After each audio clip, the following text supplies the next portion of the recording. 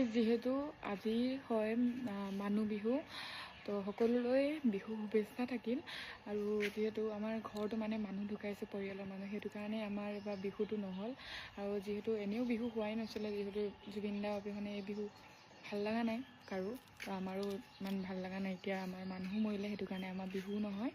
তো এতিয়া মই এতিয়া এনেকৈ আৰু আমাৰ বগীটো এইকেইদিন নাই বগীটো আহিব 18 তাৰিখে আংকল এজনে লৈ গ'ল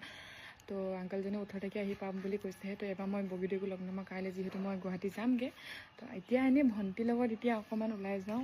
ইয়াত এইখনত তো চাই থাকক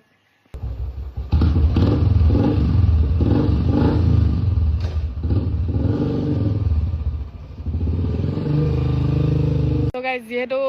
বিহুটো নাই এবাৰ তো সেইটো কাৰণে লিজাই মই ওলাই আহিছিলোঁ তাৰপিছত আমাৰ লগত কোন আহিছে চাব দে আপোনালোকে আমাৰ ফেমাছ মানুহ